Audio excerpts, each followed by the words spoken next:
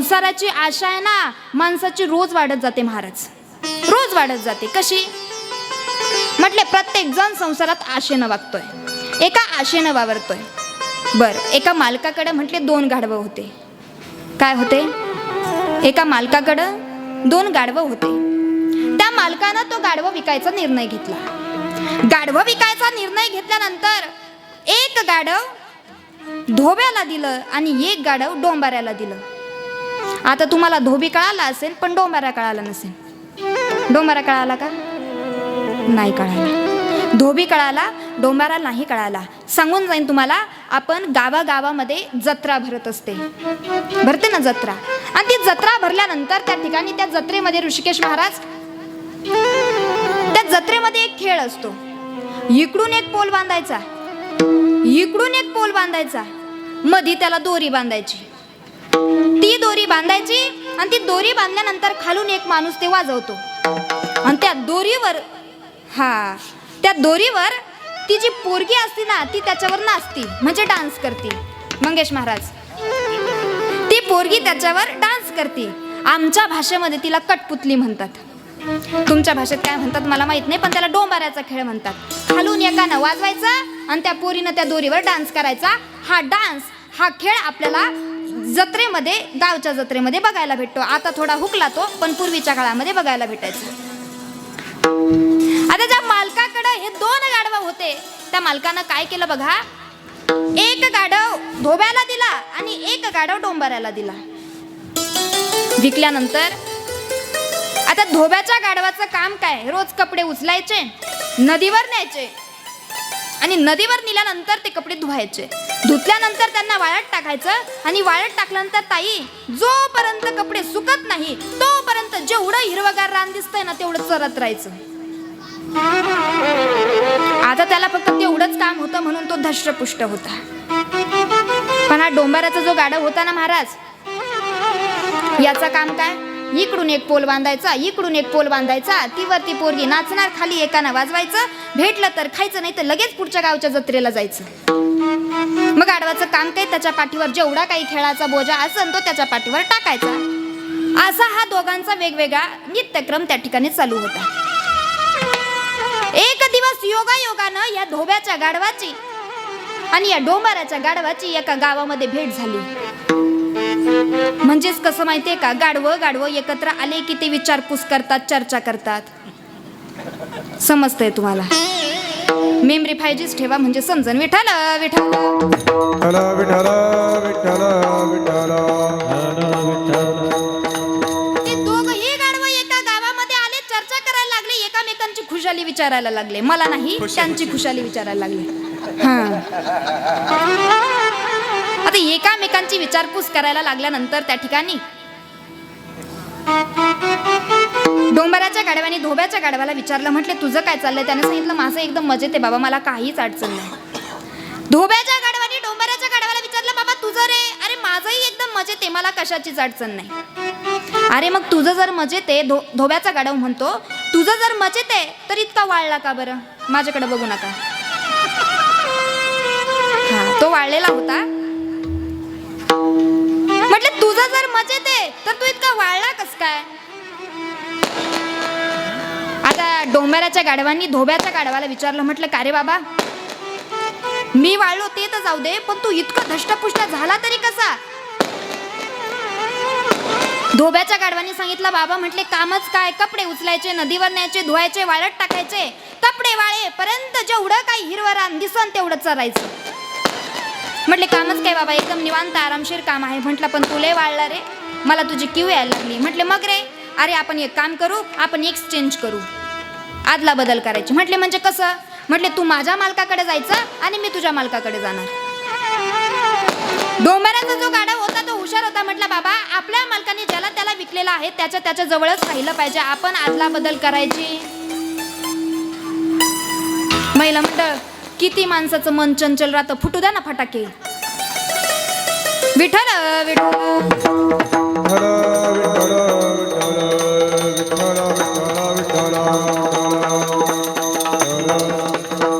या डोंबाऱ्याच्या गाढवाने सांगितलं, म्हटले बाबा आपल्या मालकाने ज्याच्या त्याच्याकडे दिलेलं आहे ना त्याच्याकडेच राहायचं, आदला बदल करायची नाही, एक्सचेंज व्हायचं नाही. धोब्याच्या गाढवाने विचारलं, अरे थोड्याच दिवसाचा प्रश्न आहे, तू फक्त माझ्या जागेवर ये, धष्टपुष्ट हो आणि परत तुझ्या मालकाकडे जा. म्हटले नको. अरे म्हटले इतकी रिक्वेस्ट करून, इतकी विनंती करून तू नाही म्हणतो, नेमकं तुझ्या मालकाकडे आहे तरी काय? डोंबाराच्या गाढवानी सांगितलं, म्हटले माझ्या मालकाकडे मी एका आशेनं राहतोय. म्हटले कसली आशा? म्हटले आशा एकच आहे, आमचा आहे डोंबाराचा खेळ. इकडून एक पोल बांधायचा, इकडून एक पोल बांधायचा, मध्ये दोरी बांधायची, त्याच्यावरती पोरगी नाचणार, खालून एक माणूस वाजवतो. पण जो माणूस वाजवतो ना, म्हटले ती पोरगी नाचत असताना, तो माणूस वाजवत असताना तो म्हणतो, गंगे तू जर खाली पडली तर तुझं लग्न या गाढवाशी लावीन. म्हटले मग जेव्हापासून माझ्या मालकानं, आपल्या मालकाने या डोंबाऱ्याला मला विकलं ना, तेव्हापासून फक्त एकाच गोष्टीची वाट बघतोय, कधी गंगे खाली पडन आणि माझं लग्न गंगेशी होईल. संपलं माझं उदाहरण. मला तुम्हाला एकच सांगायचं होतं, याला म्हणतात आशा, आणि आशाच्या दिशेनं आपण या ठिकाणी प्रवास करत असतो. त्याच्यामध्ये सुख शोधतो, समाधान शोधतो, पण सुखही भेटत नाही आणि समाधानही भेटत नाही.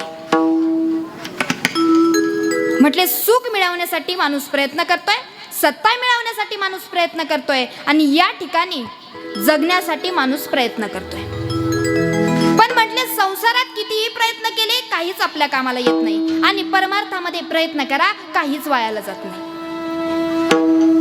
तुकोबाराय म्हटले की म्हटले संसारामध्ये तुम्ही कितीही प्रयत्न केले, कितीही प्रयत्न केले, कितीही प्रयत्न केले, तर संसार नावाची गोष्ट तुम्हाला शेवटपर्यंत सुखच प्राप्त होऊ देऊ शकत नाही.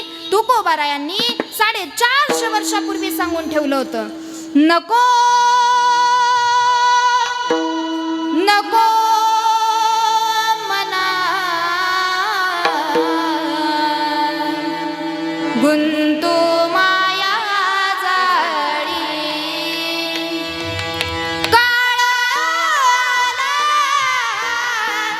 जवळी ग्रासावया, काळाला जवळी ग्रासावया, काळाची उडी पडेल माझी वा सोडली नात वा माय बाबा, माय बाबा. नको नको मना गुंतू माया जाळी, नको नको मना गुंतू माया जाळी. हे मना, या माया जंजाळामध्ये गुंतू नको. तू कितीही सुख मिळवण्याचा प्रयत्न केला, सुख तुम्हाला प्राप्त होणार नाही. सत्ता तुम्ही सत्ता मिळवण्यासाठी प्रयत्न करतायत, पण सत्ता तुम्हाला मिळत नाही. कशी सत्ता मिळेल? एक गोष्ट सांगून जाऊ, माफी मागून बोलते. आपल्या घरामध्ये लेकरं ऐकत नाही, आपल्या घरामध्ये बायको ऐकत नाही, आपल्या घरामधलं आपलं कुटुंब आपलं ऐकत नाही, आणि आपण बाहेर सत्ता मिळवण्याचा प्रयत्न करतोय. आधी घरातली सत्ता मिळवली पाहिजे. घरातली सत्ता ज्या दिवशी आपल्या हातात येणार, त्या दिवशी बाहेरची सत्ता मिळवण्यासाठी आपल्याला वेळ लागणार नाही, ती आपोआप आपल्या पदरामध्ये येऊन पडेल. आणि संसारामध्ये कितीही प्रयत्न केले, संसारातलं काहीच कामाला येत नाही, आणि परमार्थातला जर प्रयत्न केला तर सत्ता, सुख आणि जगणं आपोआप तुमच्या हातामध्ये आल्याशिवाय राहणार नाही. हा परमार्थातला प्रयत्न आहे. काय सत्ता? माझ्या ज्ञानोबारांची सत्ता जर बघितली तर अगदी परदेशामध्ये जाऊन माझ्या ज्ञानोबारांची सत्ता पोहोचलेली आहे. माझ्या ज्ञानोबारांची सत्ता नुसती पंजाबमध्ये नाही, दिल्लीमध्ये नाही, तामिळनाडूमध्ये नाही, तर परदेशापर्यंत माझ्या ज्ञानोबारांची सत्ता जाऊन पोचलेली आहे. किती सत्ता सांगून जाईन तुम्हाला. माऊलींची ज्ञानेश्वरी आपण वाचतो, यात नवल नाही. माऊलींच्या ज्ञानेश्वरीचं पारायण आपण करतो, यात नवल नाही. तर माऊलींची ज्ञानेश्वरी परदेशात सुद्धा वाचली जाते, परदेशात सुद्धा तिचं वाचन केलं जातं, आणि परदेशात सुद्धा माझ्या माऊलींची ज्ञानेश्वरी ऐकली जाते. ही माझ्या माऊलींची सत्ता आहे. तू म्हणाल ताई काय पुरावा तुमच्याकडे? कुठलीही काल्पनिक घटना नाही, कुठलीही रचलेली घटना नाही, अगदी सत्य घटना तुम्हाला 1-2 मिनिटांमध्ये सांगून जाते. अमेरिकेचे राष्ट्राध्यक्ष होते बराक ओबामा, आणि ह्या अमेरिकेचे राष्ट्राध्यक्ष जे होते बराक ओबामा, त्या बराक ओबामांनी ठरवलं की आता आपल्याला भारत दौऱ्यावर जायचं. भारत दौऱ्यावर जायचं ठरवल्यानंतर त्या ठिकाणी एका पियेला आपल्यासोबत घेतलं, भारत दौऱ्यावर निघाले. आल्यानंतर आपल्या पंतप्रधानांनी त्यांचं या ठिकाणी स्वागत केलं. स्वागत केल्यानंतर आता त्यांना काहीतरी भेट द्यायची, तर भेट वस्तू म्हणून आपल्या पंतप्रधानांनी त्यांना आपली भगवद्गीता भेट दिली. लक्षपूर्वक ऐका उदाहरण, कुठलीही काल्पनिक घटना नाही, अगदी सत्य घटना आहे. आपली भगवद्गीता त्यांना भेट दिली ना. भगवद्गीता त्या ठिकाणी भेट दिल्यानंतर भारत दौरा पूर्ण झाला आणि भारत दौरा पूर्ण झाल्यानंतर त्या ठिकाणी परत अमेरिकेला गेले आणि अमेरिकाला त्या ठिकाणी गेल्यानंतर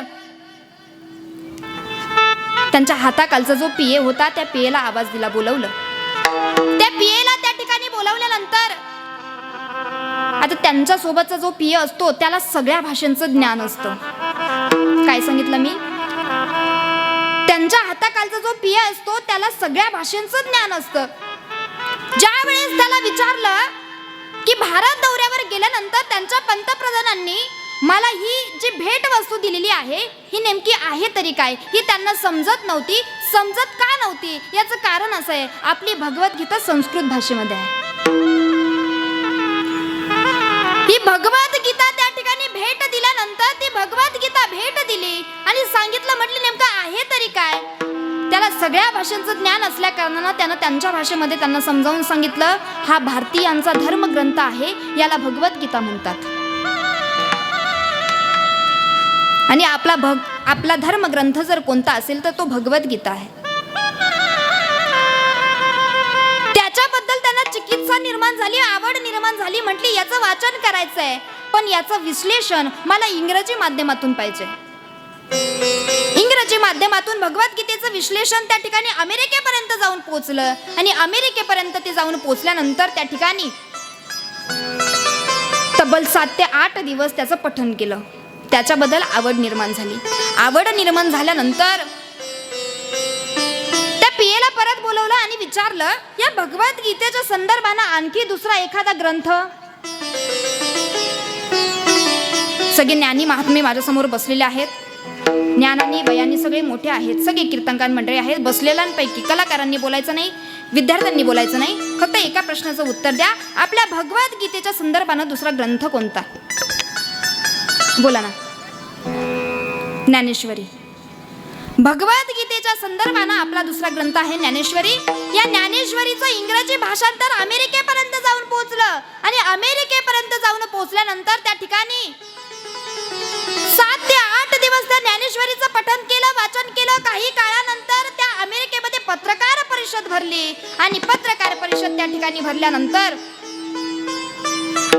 अमेरिकेचे जे राष्ट्राध्यक्ष होते बराक ओबामा, त्यांना प्रश्न विचारण्यात आला, ज्या वेळेस साहेब तुम्ही भारत दौऱ्यावर गेले होते, भारत दौऱ्यावर गेलेले असताना त्या ठिकाणी तुम्हाला सर्वात जास्त आवडलेली वस्तू किंवा गोष्ट कोणती? विचारला प्रश्न.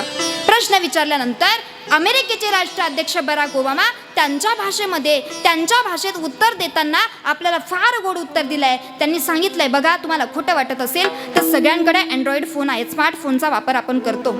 गुगलवर जायचं. गुगलवर गेल्यानंतर त्या ठिकाणी अमेरिकेचे जे राष्ट्राध्यक्ष आहे बराक ओबामा त्यांचं आर्टिकल सर्च करायचं. त्यांचं आर्टिकल सर्च केल्यानंतर पहिल्याच वाक्यामध्ये त्यांचं उत्तर आहे, the greatest philosophy in the world of Dnyaneshwari.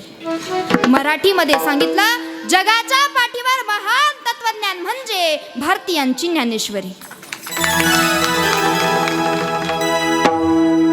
आजही गुगलला आपण ते आर्टिकल सर्च केलं तर त्यांचं पहिलंच वाक्य आहे, the greatest philosophy in the world of Dnyaneshwari. जगाच्या पाठीवर महान तत्वज्ञान म्हणजे भारतीयांची ज्ञानेश्वरी आहे. माझा मुद्दा एकच होता, माऊलींची सत्ता अगदी परदेशापर्यंत जाऊन पोहोचली, पण ही कशामुळं? तर ही भगवान परमात्म्याच्या नामचिंतनामुळं या ठिकाणी आपली सत्ता पोहोचू शकते. तुम्हाला सांगू, भगवान परमात्म्याचं नामचिंतन जर अविरतपणे चालू ठेवलं तर आपल्याला ही सत्ता मिळवण्यासाठी जास्त प्रयत्न करावे लागणार नाही.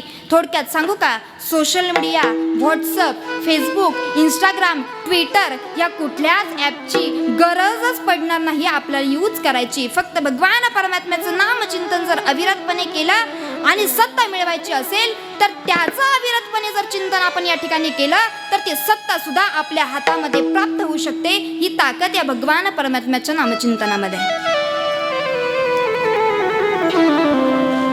आणि अशा पद्धतीनं त्या ठिकाणी सांगितलं. म्हटले सगळेजण या ठिकाणी मानवी देहामध्ये आल्यानंतर प्रत्येक माणूस जो प्रयत्न करतो तो प्रयत्न सुखाच्या दिशेनं करतोय, सत्ता मिळवण्याच्या दिशेनं करतोय आणि जगण्याच्या दिशेनं करतोय. भगवंतानी मोलाचा नरदेह प्राप्त करून दिलेला आहे म्हटले, पण या नरदेहाचं आपल्याला सार्थक करता आलं पाहिजे. इथं आल्यानंतरचे काम आपल्याला सांगितलं आहे ना, या मानवी देहाला जे कर्तव्य लावून दिलेले आहेत ते कर्तव्य जर आपण पार पाडले नाही तर थोडक्यात सांगण्यात येतं म्हटले की हा मनुष्य देह आपल्याला वाया जातो. एका कवीनं गोड वर्णन केलंय. क्या किया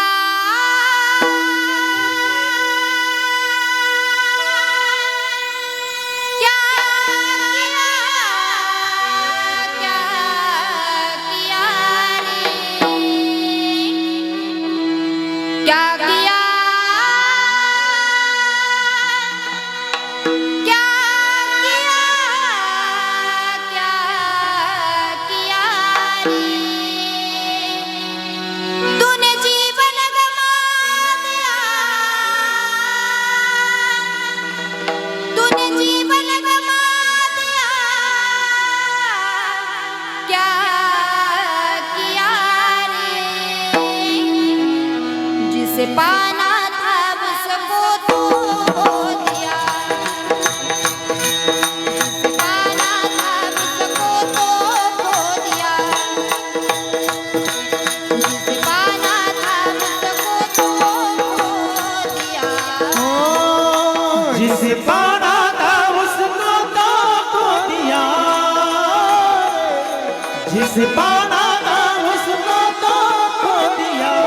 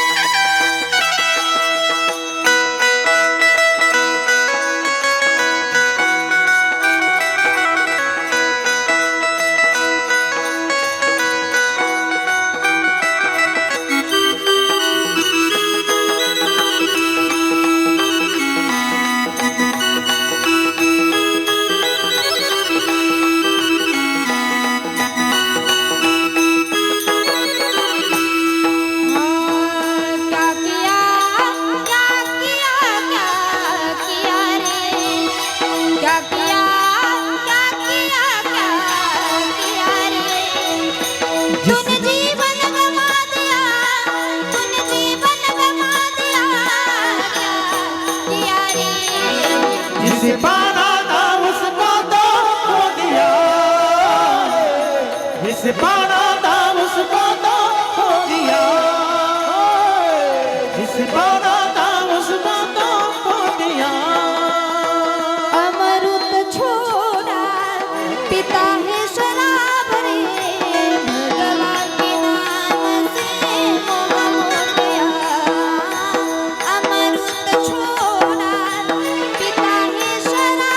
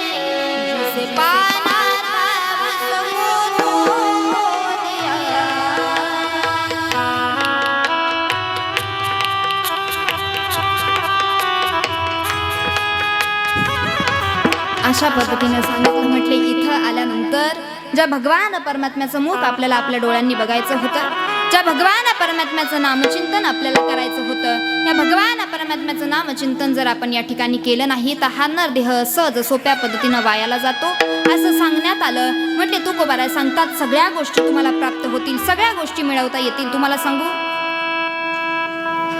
सगळेजण आता कीर्तनामध्ये बसलेले आहेत. 2 तास या ठिकाणी कीर्तनामध्ये येऊन बसलेले आहेत. ही कीर्तनाचं क्षेत्र हे परमार्थाचं क्षेत्र असं आहे. या धर्ममंडपामध्ये आल्यानंतर 2 तास तुमच्या डोक्यामध्ये कुठल्याच विचारांना यायला जागा उरत नाही, कुठले विचार तुमच्या मनामध्ये खेळत नाही. म्हटले 24 तासातले दिवसातले तास असतात. कधीतरी योगायोगाने आपल्याला कीर्तन ऐकायला भेटतं आणि कीर्तन ऐकायला भेटल्यानंतर आपण कधीतरी योगायोगानं कीर्तनात येऊन बसतो.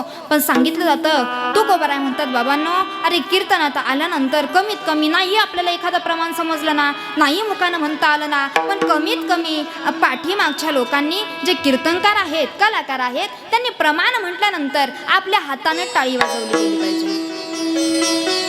समजतंय का काही? हे तुमच्यासाठी सांगितलं मी. बसलेल्यांपैकी हात वरती करून दाखवायचा आणि मला सांगायचं ताई पहिल्यापासून आम्ही टाळी वाजवली. अरे बापरे, वाजवली ना? करा ना थोडा हात वरती. हां हां हां 51% लोकांनी वाजवली. पण कमीत कमी तुकोबाराय म्हणतात कीर्तनामध्ये आल्यानंतर टाळी वाजवली पाहिजे. कर टाळी बोला मुखी नाम कर टाळी बोला.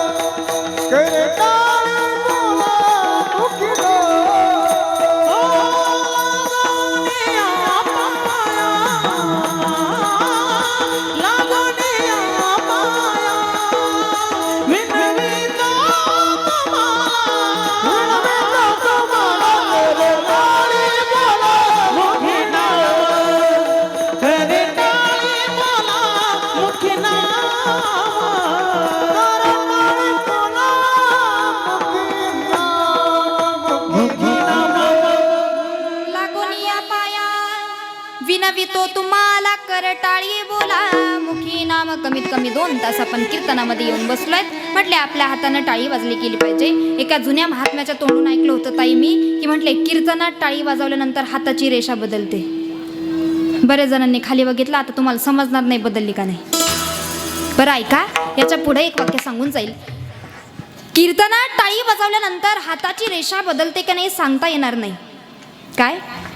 कीर्तनामध्ये टाळी वाजवल्यानंतर हाताची रेषा बदलते का नाही सांगता येणार नाही, पण कीर्तनामध्ये टाळी वाजवल्यानंतर आपल्या कर्माची रेषा नक्कीच बदलू शकते, हे गॅरंटी. होय पात काचे हो, होय पात काचे हो.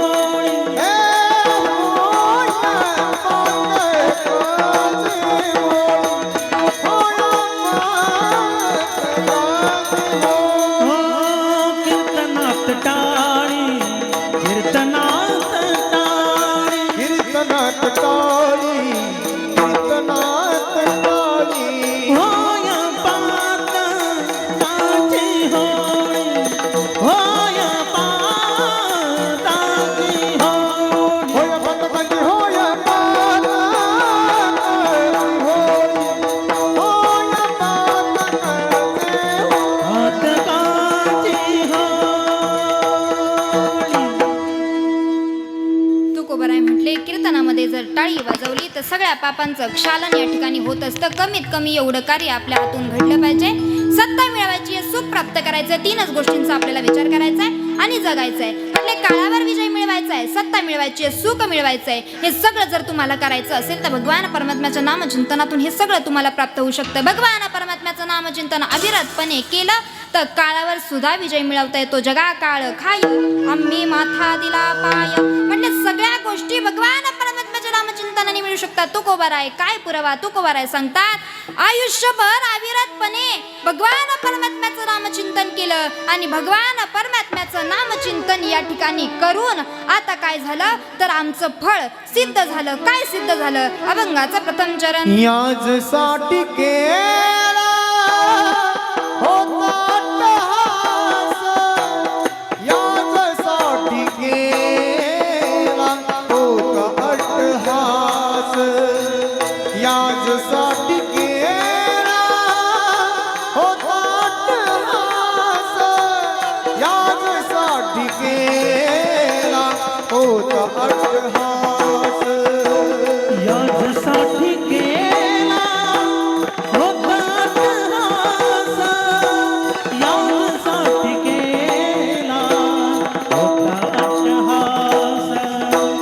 याजसाठी केला होता अट्टहास, याजसाठी केला होता अट्टहास, याजसाठी केला होता अट्टहास.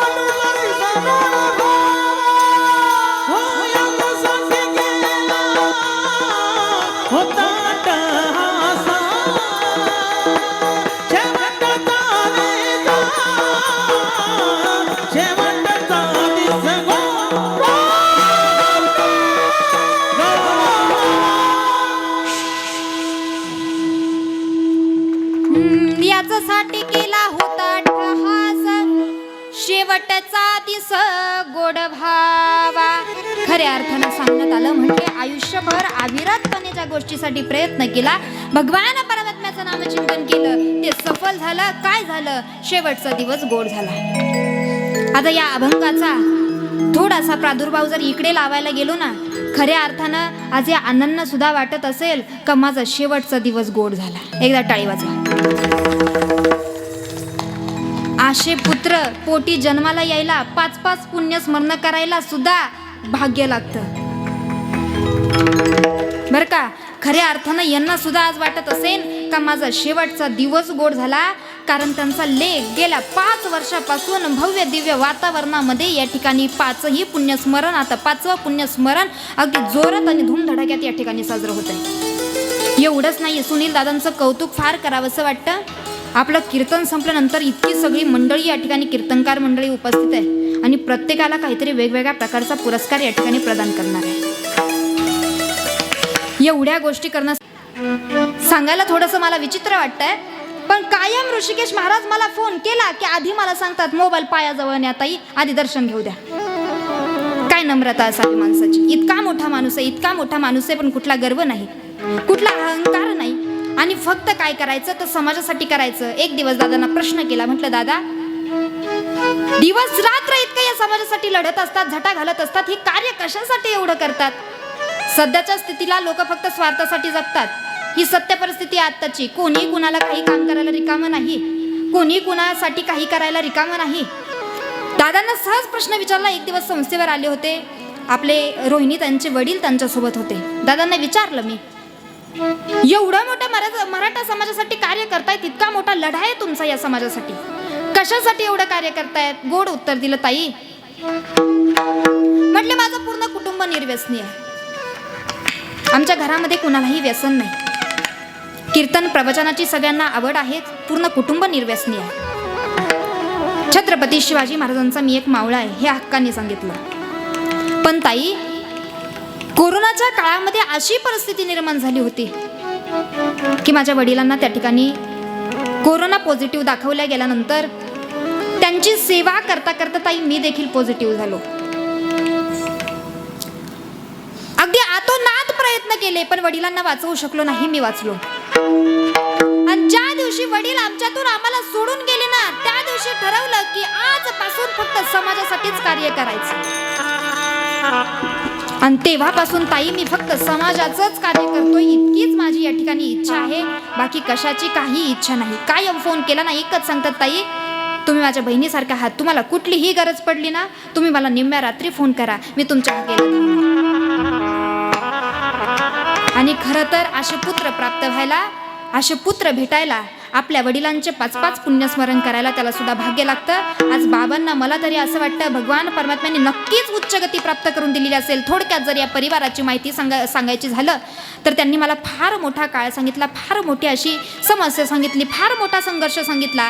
पण त्याच्यातून एकच वाक्य मला तुम्हाला सांगावं असं वाटतं, शून्यातून वर आलेलं कुटुंब म्हणजे आमचं हा शिंदे परिवार. एकदा जोरदार टाळ्या झाला पाहिजे. आणि खऱ्या अर्थानं ह्या अभंगाचा थोडासा प्रादुर्भाव जर इकडे जोडला, अभंगाला इकडे वळवलं, तसं असं वाटतं की आज या बाबांचा शेवटचा दिवस हा गोड झालेला आहे की त्यांच्या पश्चामध्ये गेल्या 5 वर्षापासून पुण्यस्मरणाचा कार्यक्रम या ठिकाणी अगदी जोरदार पद्धतीने या ठिकाणी चालू असतो. आणि खऱ्या अर्थाने म्हटले याचसाठी केला होता अट्टहास, शेवटचा दिस गोड व्हावा तुकोबाराय म्हणतात.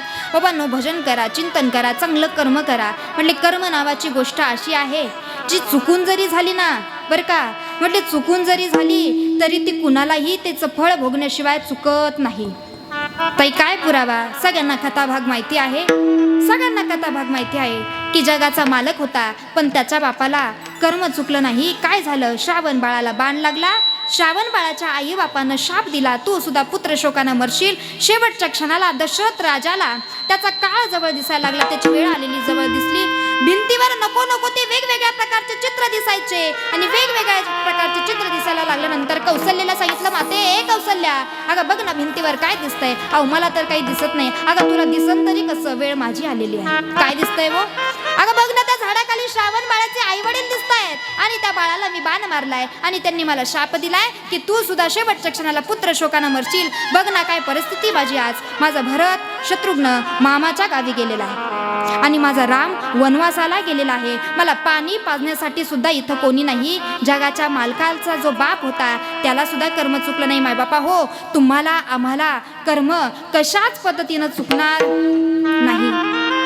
इतरांची आपण म्हणतो ना, लोक काय करतात, लोक इतरांना संपवण्याचा प्रयत्न करतात. दुसऱ्यांना संपवता संपवता जे दुसऱ्यांना संपवण्याचा प्रयत्न करतात ना, ते स्वतःला कधीच वाचवू शकत नाही. त्यांना स्वतःला वाचवता येत नाही.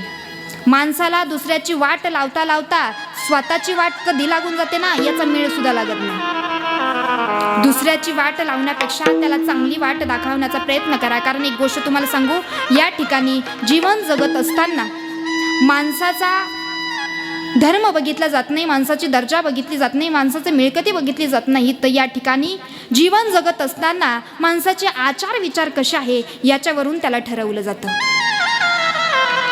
थोडक्यात जीवन जगत असताना तुमचा धर्म बघितला जात नाही. तुम्ही चांगलं माणूस म्हणून जगा, तुम्ही चांगलं माणूस म्हणून जगा. कारण शेवटी देवाच्या दारामध्ये तुमच्या धर्माचं नाही तर तुमच्या कर्माचा हिशोब होत असतो.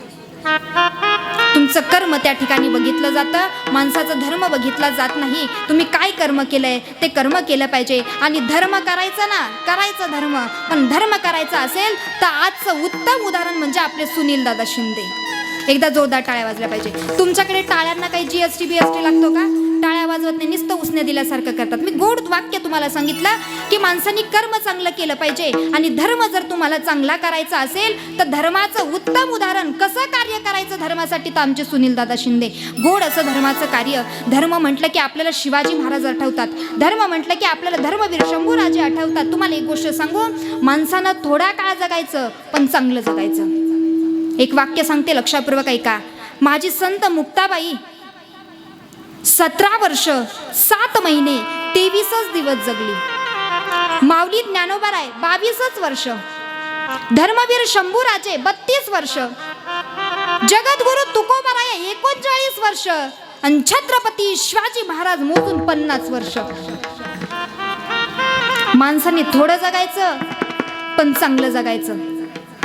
22व्या वयात माझ्या माऊली ज्ञानोबारायांना समाधी घेण्याची इच्छा प्राप्त झाली.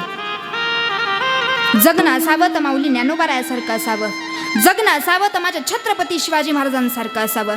स्वराज्याची निर्मिती करताना राजांनी कधी विचार नाही केला जाती आणि पातीचा. लढाईला जाताना मावळे विचार करत नव्हते दिवस आणि रात्रीचा, कारण त्यांना अभिमान होता या महाराष्ट्राच्या मातीचा, या महाराष्ट्राच्या मातीचा. विजय सारखी तलवार चालवून गेला, निजड्या छातीने हिंदुस्थान हलवून गेला. स्वर्गात गेल्यानंतर 33 कोटी देवांनी ज्याला वाकून मुजरा करावा ना, असा एकच वर्ग मराठा माझा शिवराय होऊन गेला, माझा शिवराय होऊन गेला. प्रेम करायचं या भारत मातेवर प्रेम करा, प्रेम करायचं छत्रपती शिवाजी महाराजांवर प्रेम करा. पाणी पिना है तो मटकी से पियो, खाली गल्लास में क्या रखा है. पानी पीना है तो मटकी से पियो, खाली गल्लास में क्या रखा है. प्यार करना है तो छत्रपती शिवाजी महाराज से करो, ये लड़ी में क्या रखा है. शिवबा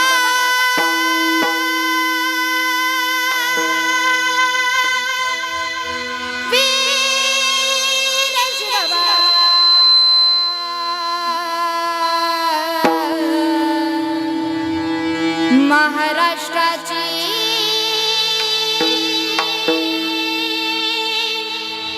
शान शिवबा.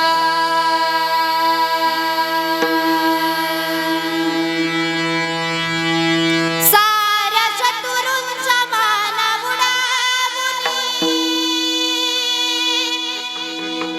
गडविला या यशोबान वीर शिवाजी महाराष्ट्र गडविला. वीर शिवाजी महाराष्ट्र घडविलो, जय शिवपान वीर शिवाजी महाराष्ट्र घडविलो.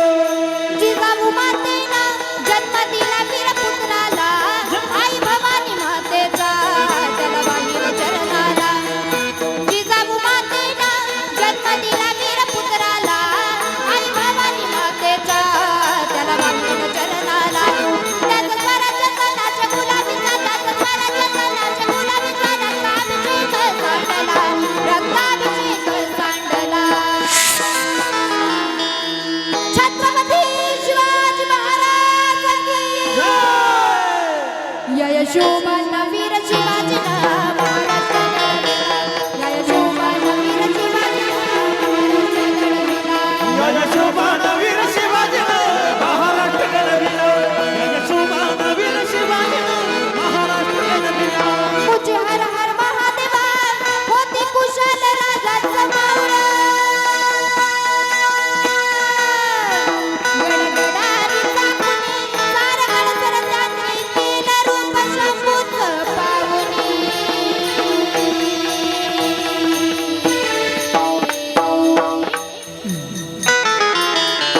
आमचं जीवन धन्य झालं. एक टाळ्या महाराज. अंगी बागाचा बळके मोनी, अंगी बागाचा बळके मोनी, तट दिल्लीचा राखला, तट दिल्लीचा राखला. धर्मवीर संभाजी महाराज की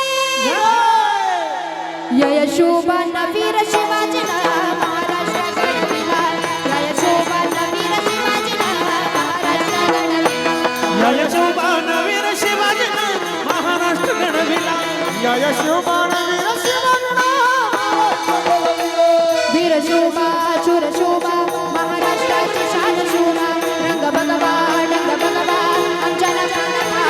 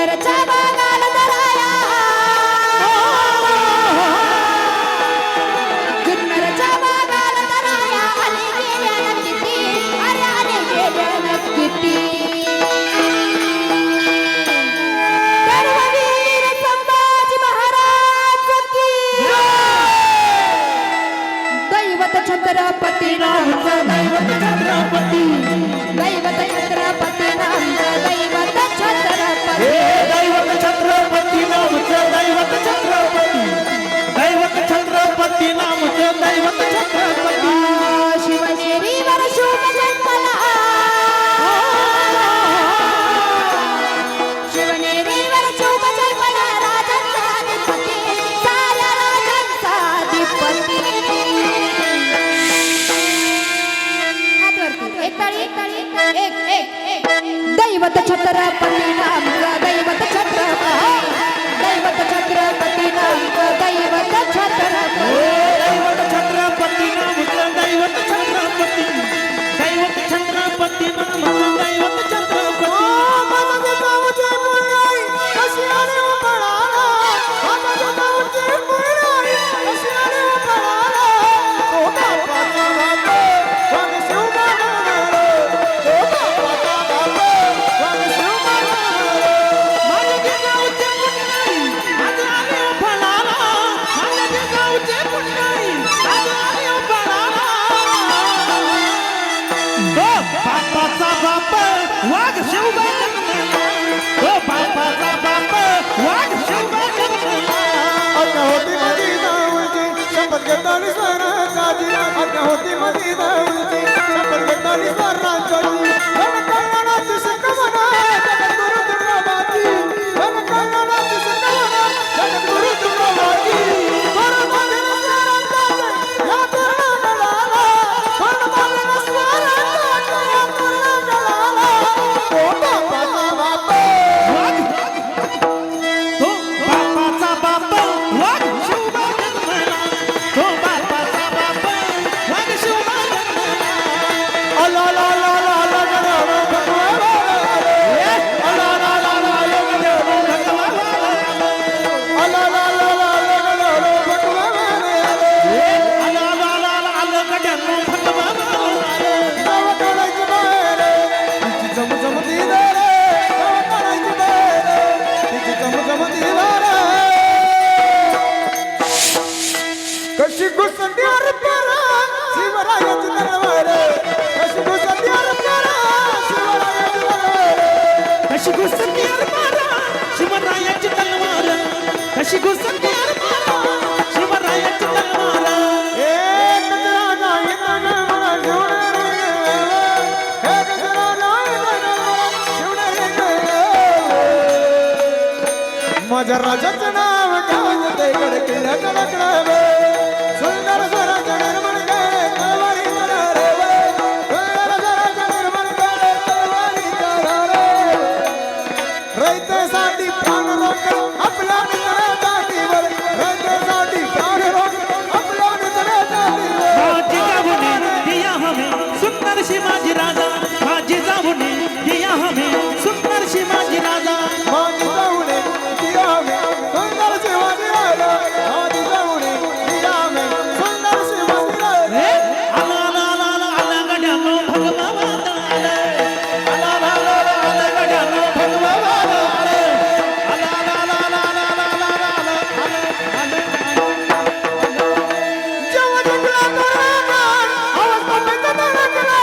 जेव्हा जिंकला तो रामराम, आवाज बापेचा धडकला. घेऊन चमचमती तलवार राजा शिवाजी कळाला घेऊन चमचमती तलवार राजा शिवाजी कळाला चमचमती तलवार चमचमती तलवार शिवाजी कळाला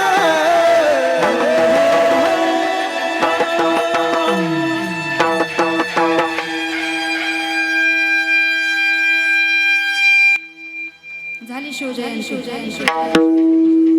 कितीकच दिवस झाले शिवजयंती होऊन हरकत नाही सुनील दादांनी सांगितलं होतं ताई स्पेशली शिवाजी महाराज ऐकायचे पण 5वा पुण्यस्मरणाचा कार्यक्रम होता शिवजयंतीला सुनील दादा उपस्थित होते तुम्ही 2ही तास शिवचरित्रावर बोलायला लावलं पोवाडे म्हणायला लावले तर 2ही तास पोवाडेही म्हणेल आणि शिवचरित्रही करेल पण आपला कार्यक्रम निमित्त होतं 5व्या पुण्यस्मरणाचा पण योगायोगाने प्रसंग आला की मी तुम्हाला सांगितलं भगवंत आपलं कर्म बघत असतो आणि त्याच पद्धतीनं धर्मानं जर जगायचं असेल तर आपलं उत्तम उदाहरण म्हणजे धर्म जो कोण जगवतोय तर सध्याच्या स्थितीला आपल्या सुनील दादांना आपल्याला ती पदवी द्यायला काही हरकत नाही अगदी गोड धर्माचं कार्य या ठिकाणी करतायत धर्म जपला पाहिजे कर्म जपलं पाहिजे आणि या ठिकाणी तुकोबाराय म्हणतात की भगवान परमात्म्याचं नामचिंतन कशासाठी घ्यायचं, तर शेवटचा दिवस माझा गोड झाला पाहिजे याच्यासाठी भगवान परमात्म्याचं नामचिंतन आपण या ठिकाणी घेतलं पाहिजे.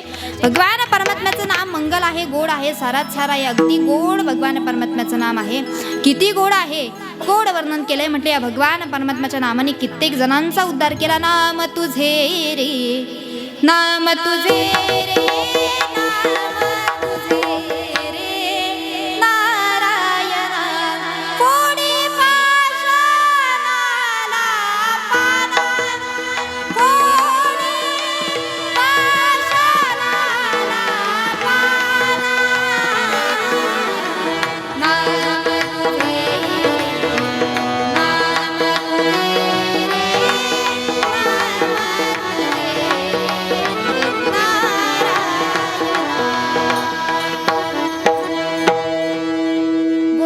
परमात्म्याचं नाम आहे. तुकोबाराय सांगतात शेवटचा दिवस गोड व्हावा असं जर आपल्याला वाटत असेल तर तो गोड आमचा पण झालेला आहे, पण तुमचा करायचा असेल तर हा भाड्याचा नरदेह आहे, याला कलर देऊ नका. महिला मंडळ, कलर देऊ नका म्हणजे पार्लरला जाऊ नका. एकदा का वरतून बोलावणं आलं आपल्याला हे सगळं सोडून जायचंय, कारण हा भाड्याचा नरदेह. जिंदगी किराये का घर है, एक ना एक दिन बदलना पड़ेगा, मौत जब तुझको आवाज देगी, घर से बाहर निकलना पड़ेगा. जिंदगी किराए का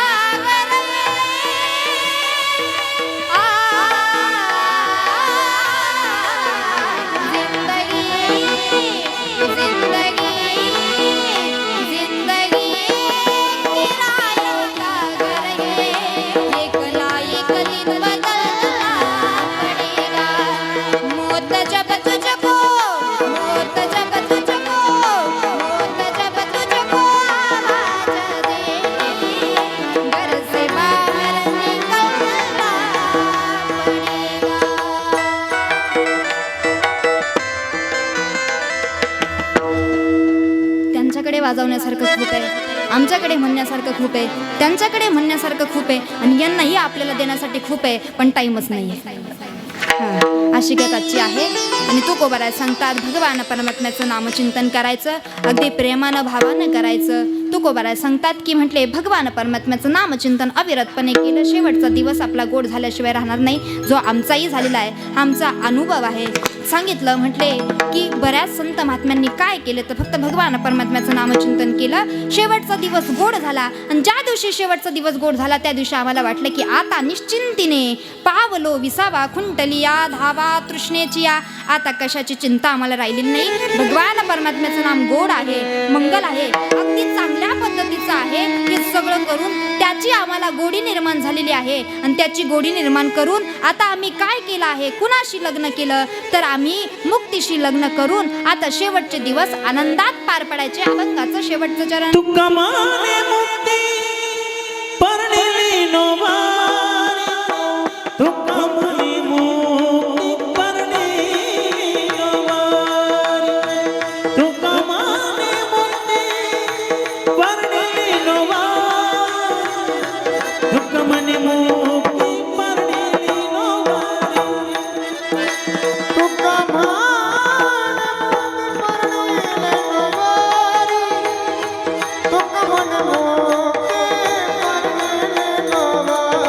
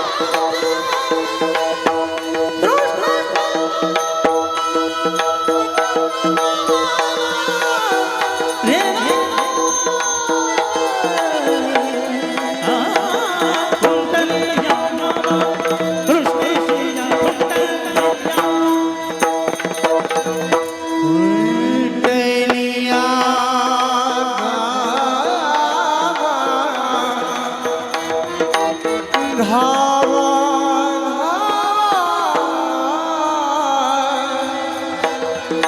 धावा कुंडलिया धावा कृष्णेची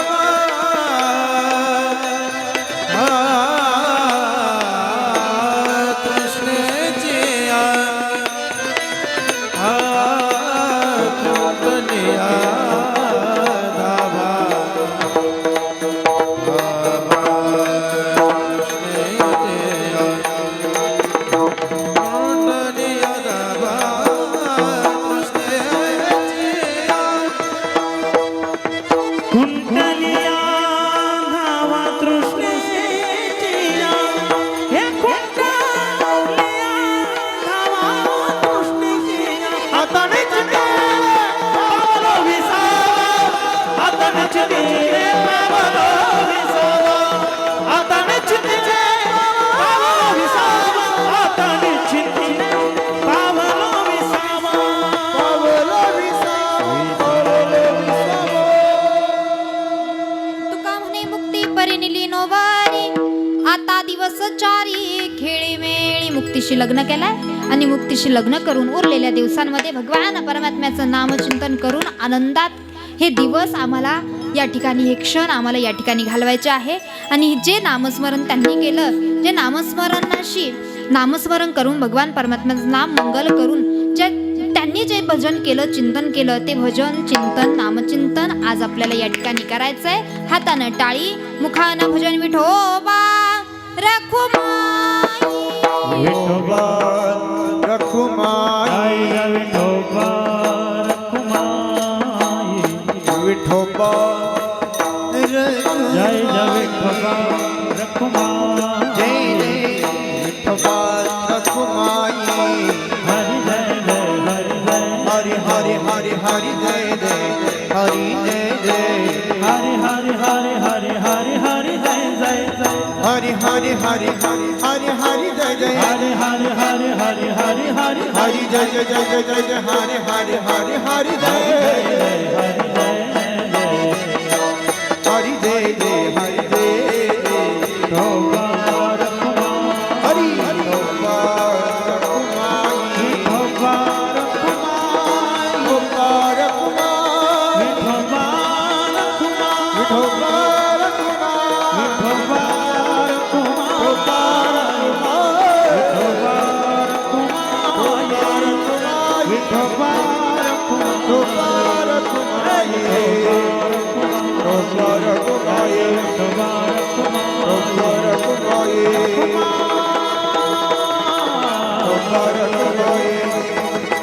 विठोबा रखुमाई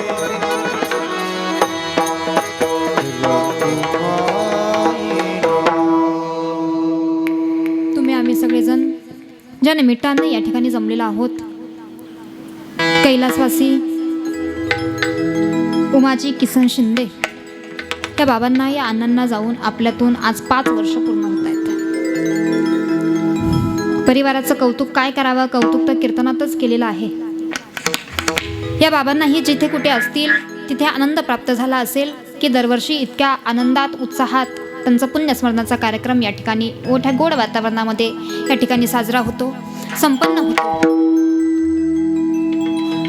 4 महिन्यापासून सुनील दादांनी ही सेवेची तारीख माझ्यापर्यंत येऊन पोचवलेली होती. जशी दादांची नामची ओळख झाली तसा एकही दिवस असा वाटला नाही का 1 दिवसाआड 2 दिवसाआड दादांचा फोन चालूच होता.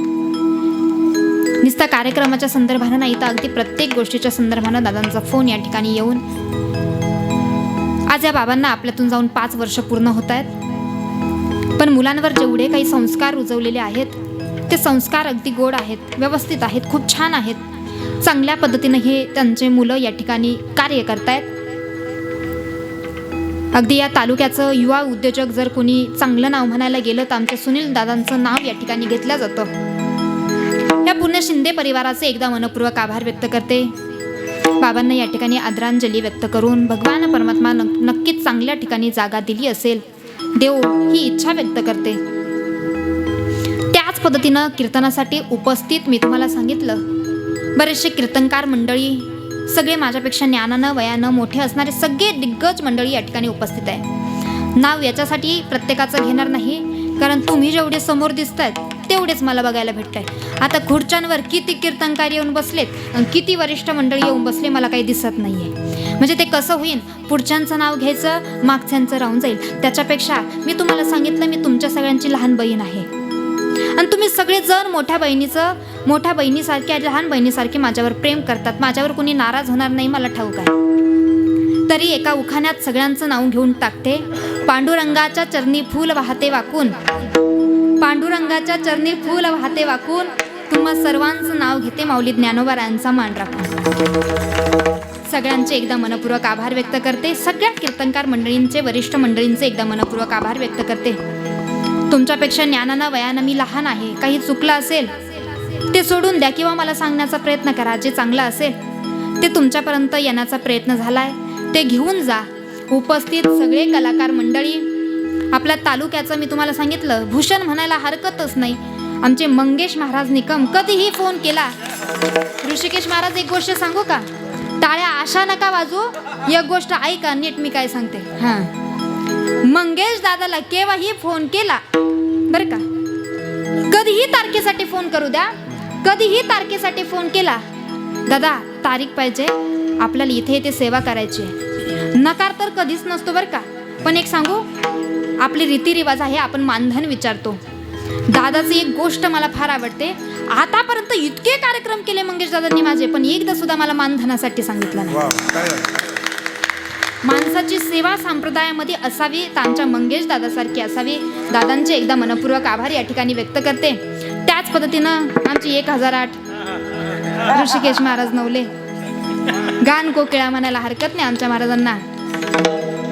पोवाडे म्हणायची दादांची तर इच्छा होतीच, पण ते मला म्हणूच देत नाही. आमचं तळेगावला कीर्तन होतं, एक पोवाडा मी म्हटले आणि सलग 5-6 पोवाड्यांची लाईन लावून दिली. म्हणून मी पण आज थोडी तयारीतच आले होते. खरंय, मी 2 पोवाडे आधीच म्हणून टाकले, मग तुम्हाला काय धिंगाणा घालायचा तो घाला. तुमचे एकदा मनपूर्वक आभार व्यक्त करते. आमची जिवलग मैत्रीण प्रियंकाताई शिंदे यांचे पतिदेव, आपलं तालुक्याचं वैभव आमचे विनोद महाराज शिंदे शेवट का होईना हजेरी लावली. तुमचे एकदा मनपूर्वक आभार व्यक्त करते. त्याच पद्धतीनं मी तुम्हाला सांगितलं नवनाथ महाराज, तुम्ही म्हटले की वातावरणच तयार होतं. आमचे नवनाथ महाराजांसाठी एकदा जोरदार टाळ्या झाल्या. महाराजांचे एकदा मनपूर्वक आभार व्यक्त करते. गायनाची ही साथ दिली आणि मध्ये तुम्हाला खरं सांगू का, हा रंगच कीर्तनाला फक्त तुमच्यामुळे आलाय. एकदा आमच्या महाराजांसाठी जोरदार टाळ्या झाल्या पाहिजे. महाराजांचे एकदा मनपूर्वक आभार व्यक्त करते. त्याच पद्धतीनं विनेकरी बाबा, तुमचे एकदा मनपूर्वक आभार व्यक्त करते. फार सुंदर विना नाचवत नेला तुम्ही. तुमचे एकदा मनपूर्वक आभार. त्याच पद्धतीनं हा 5व्या पुण्यस्मरणाचा कार्यक्रम अविरतपणे आपल्याला यूट्यूबच्या माध्यमातून बघायला भेटणार आहे. अगदी गोड स्वभाव, प्रेमळ व्यक्तिमत्व आमचे मोठे बंधू म्हणजे आमचे कृष्णा दादा.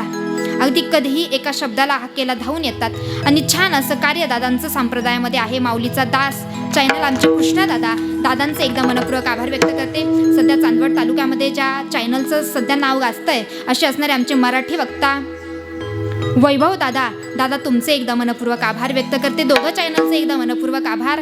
त्याच पद्धतीनं सगळ्यांची नावं मी आता पर्सनली उल्लेख करणार नाही. तुमचे एकदा मनपूर्वक आभार. पद्धतीनं कीर्तनामध्ये बऱ्याच आमच्या विद्यार्थिनींचे पालक मंडळी या ठिकाणी येऊन बसलेले आहेत. तुमच्याही नावाचा उल्लेख करणार नाही, टाइम फार झाला आहे. ते पुरस्कार वितरणाचा कार्यक्रम करायचा आहे. तुमच्या सगळ्यांचे एकदा मनपूर्वक आभार व्यक्त करते आणि एकदा जोरदार टाळ्या झाल्या पाहिजे आपल्या साऊंड सिस्टीम वाल्यांसाठी.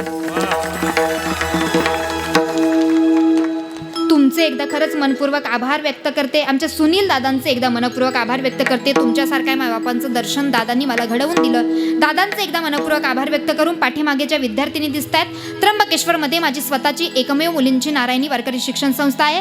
तब्बल 50 विद्यार्थिनी त्या ठिकाणी शिक्षण घेत आहेत. दादांच्या आग्रहास्तव 15 विद्यार्थिनी या ठिकाणी उपस्थित आहे. या विद्यार्थिनींचे एकदा मनपूर्वक आभार व्यक्त करते.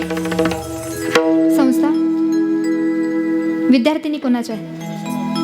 ज्ञानेश्वर माऊली रुईच्या शिंदे बाबांच्या आश्रमातल्या ह्या सगळ्या विद्यार्थिनी आहेत. या विद्यार्थिनींचे एकदा मनपूर्वक आभार व्यक्त करते. भालदार चोरदारांचे एकदा मनपूर्वक आभार व्यक्त करते. आमच्या दोघी विद्यार्थिनींचे एकदा मनपूर्वक आभार व्यक्त करते. कुणी राहिलं असेल माफी असावी. झालेली सेवा माऊली ज्ञानोबा यांच्या चरणी त्याच पद्धतीनं बोलण्याच्या ओघामध्ये 2 तास ज्यांच्यामुळे इथं भक्कमपणे बोलू शकते ना, अगदी गोड पाठिंबा आणि मोठा आधारस्तंभ आमचे वडील या ठिकाणी उपस्थित आहे. त्यांचे एकदा मनपूर्वक आभार व्यक्त करते. झालेली सेवा माऊली ज्ञानोबा यांच्या चरणी, श्री गुरु निवृत्तीनाथांच्या चरणी, गुरुवर्यांच्या चरणी समर्पित. सेवेला पूर्ण विराम, हातानं टाळी, मुखानं भजन निवृत्ती राया.